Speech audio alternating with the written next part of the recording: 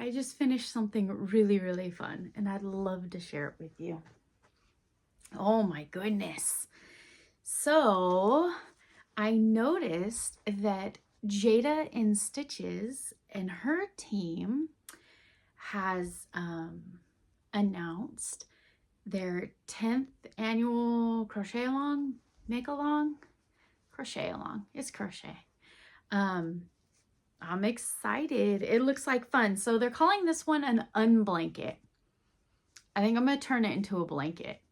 The patterns are designed to be rectangles, and you could use them as flags or calendar pages or stitch them together in a blanket. I'm in. In looking back in her tutorials, stuffed my scraps in my scrappy chicken. I was looking at her tutorials, and she had one, the folk art. I'm not sure if it was a blanket. I don't know. Those little houses were adorable. I think I need to go back and do that one. We'll see. But this is low commitment. Every month on the first Friday, she's putting together a little tutorial with ideas and inspiration and links to all of her appliques that kind of go with the events in the month.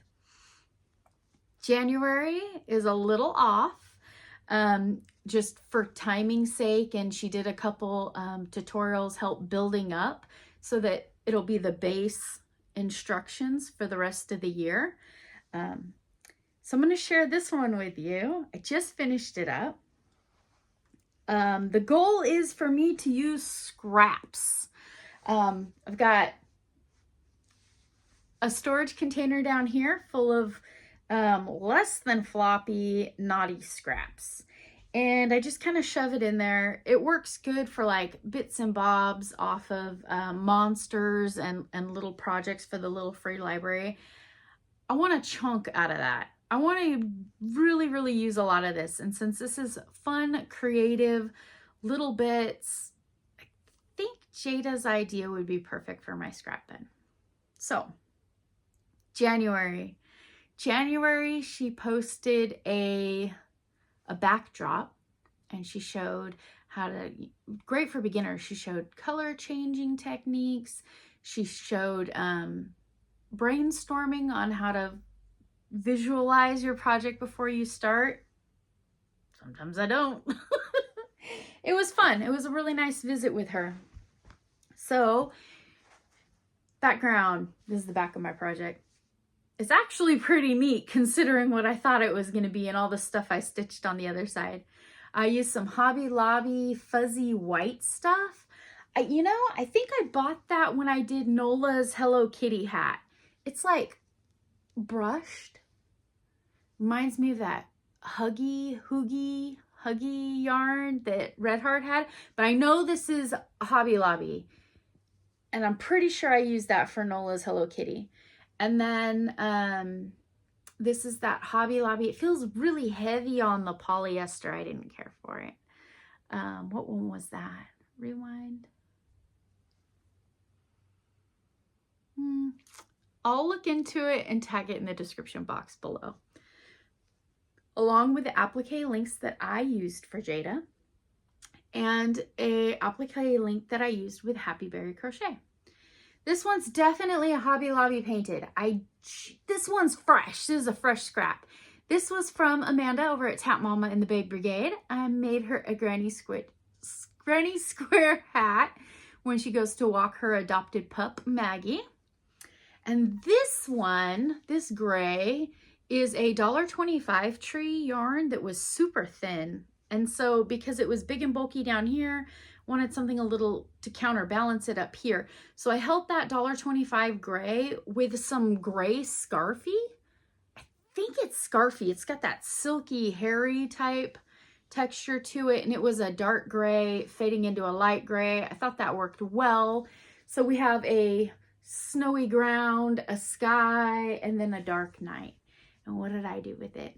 The challenge was to make your January rectangle represent a January, a snowy, wintry scape, however you'd like. I did it. Let's see.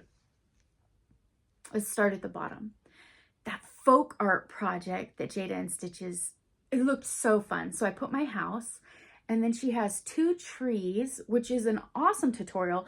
She shows you how to build both sides, side by side.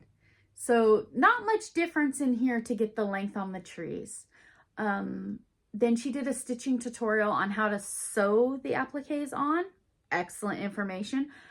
I know how, but there's a lot of techniques that you could use refreshing or adding, like this layering part. You know, I didn't go through all 4 or 5 layers of that. Worked out well.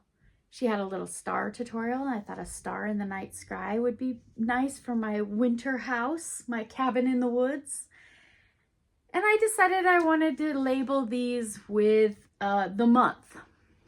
No, that's not the camera. I did that.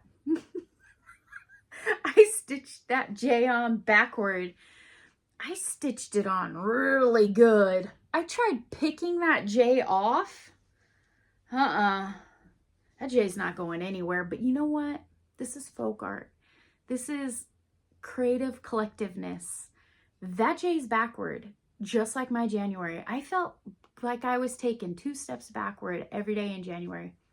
Staying backward. That's January. That's my January calendar page for my Unblanket. I like it. It was fun. Tons of scraps. I got a pastel yellow, more of that gray Dollar Tree. This is like a burnt, this is coming out pretty true to color here. I tried to take pictures of it. It came out very orangey. It's a burnt red, burnt orange. Nice looking house for the woods. There we go. My Jayda InStitches Unblanket January submission. For my, I'm going to stitch them into a blanket. I think so. It'll be interesting because this is 24, this is 36, and this is 24 rows. So with making rectangles, it's going to be a narrow, long blanket. She has a couple different border examples or suggestions. I just did mine solid because I think that I will be stitching them together.